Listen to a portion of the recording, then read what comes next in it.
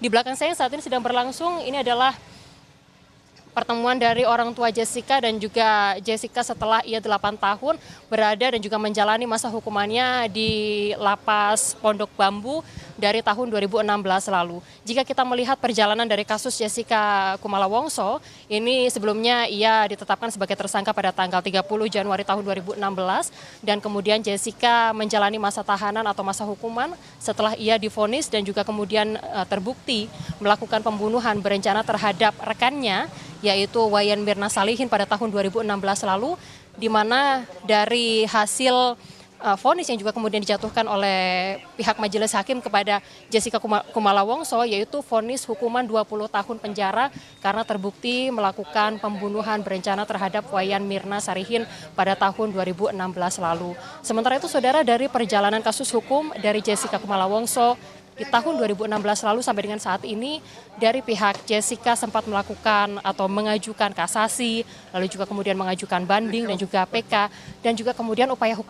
hukum tersebut kemudian digagal begitu karena memang ada sejumlah pertimbangan dari majelis hakim dari Mahkamah Agung yang menyatakan untuk PK yang juga kemudian sempat diajukan pada tahun 2017 lalu dari Mahkamah Agung memutuskan untuk menolak PK yang diajukan ini karena ada pertimbangan tersendiri yang juga kemudian menjadi hal yang juga kemudian menjadi dasar putusan dari Mahkamah Agung pada saat itu. Di antaranya adalah untuk Jessica ini dianggap memiliki motif, yaitu memiliki hubungan dengan si peminum kopi yang dalam hal ini adalah Wayan Mirna Salihin yang juga kemudian meninggal dunia pada tahun 2016 lalu. Dan itulah yang menjadi dasar PK pada tahun 2017 kemudian digagalkan atau kemudian tidak dikabulkan oleh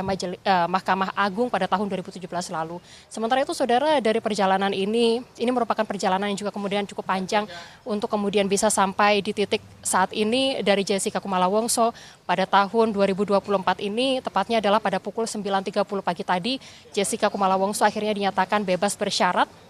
Dan juga kemudian ia keluar dari Lapas Pondok Bambu pukul 9.30 waktu Indonesia bagian Barat. Tadi ia tiba keluar dari lapas juga kemudian didampingi oleh pihak kuasa hukumnya. Di antaranya adalah Oto Hasibuan yang juga kemudian mendampingi serangkaian prosesi untuk bebas bersyaratnya Jessica Wongso pada hari ini. Di antaranya adalah tadi setelah keluar dari Lapas Pondok Bambu, Jessica kemudian menuju ke Kejari, Jakarta Timur, dan saat ini berakhir di Balai Permasyarakatan, di mana Balai Permasyarakatan ini nantinya menjadi prosedur akhir dari bebas bersyaratnya Jessica sebelum ia kemudian nantinya akan dikenai wajib lapor selama atau sampai dengan pada tahun 2032 mendatang. Dan untuk prosesi-prosesi ini seperti yang tadi kemudian disampaikan di Balai Permasyarakatan ini, nantinya Jessica juga akan diminta untuk kemudian menandatangani sejumlah dokumen yang juga kemudian menjadi penanda awal bebas bersyaratnya